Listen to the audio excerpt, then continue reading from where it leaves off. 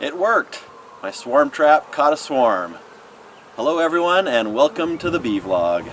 I put up 6 of these swarm traps throughout my neighborhood and one of them finally caught a swarm. I hung this one up on April 30th in a neighborhood where I got a swarm call, but the swarm was up in a tree in a spot that I just couldn't get to. So I hung this up next door in a very tall fir tree, hoping that the swarm would just move in and I wouldn't have to do anything. But the swarm took off the next day and didn't move in. So I left the trap there, hoping that maybe another swarm would move in. And then 3 days ago I got a call from the neighbor, and sure enough it had caught a swarm.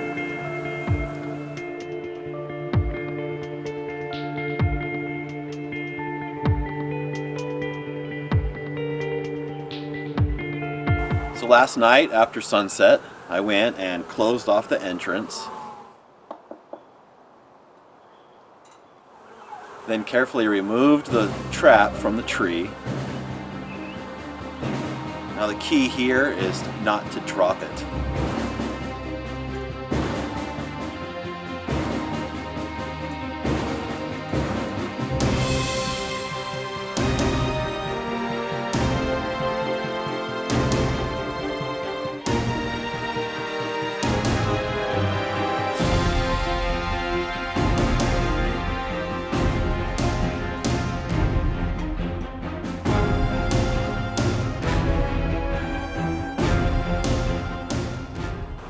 And I moved them to a new location about 2 miles away from where they had been caught.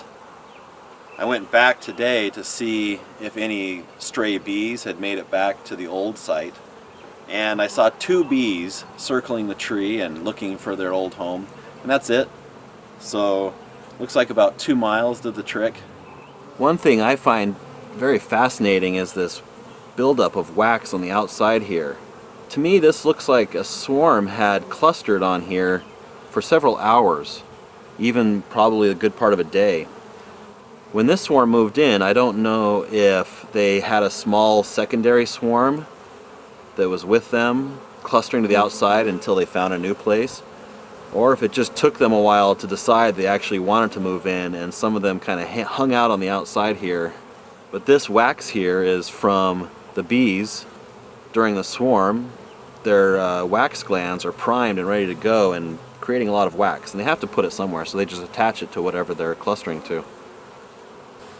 Even though there were a couple bees that got lost and returned to the old location, it looks like most of the bees here are not confused and know where they are and what's going on. I see a lot of them bringing in gray pollen.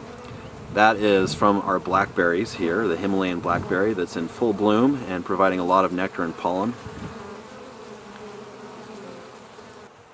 I do plan to move them out of this box sometime soon, maybe in the next 2 or 3 weeks. There's really no rush right now. They have 5 frames on the bottom and 5 frames on the top here that they can build comb on. The one thing I am concerned about is as we go into July, where we start to hit our high temperatures, is ventilation. So if I don't get a chance to move them out of this box, what I'll do is actually put a little shim underneath the lid here to give them a little bit of ventilation. Otherwise, they're still building up and they don't need the extra space yet, so they're okay where they're at in this box until I have the chance to move them out. This is very exciting to me because the plan came together. This is really the easiest way to catch swarms. You don't have to chase down swarms, you don't have to have any special equipment. You just have to build some boxes, bait them, and hang them up and see what happens. It's a little like fishing, where you just throw in a hook and see if you get a bite. Sometimes you get a hit, sometimes you don't. But it's all part of the game and it's all part of the fun. Each of the boxes will get a couple wedges to hold the frames in place so they don't move around during transport and hanging.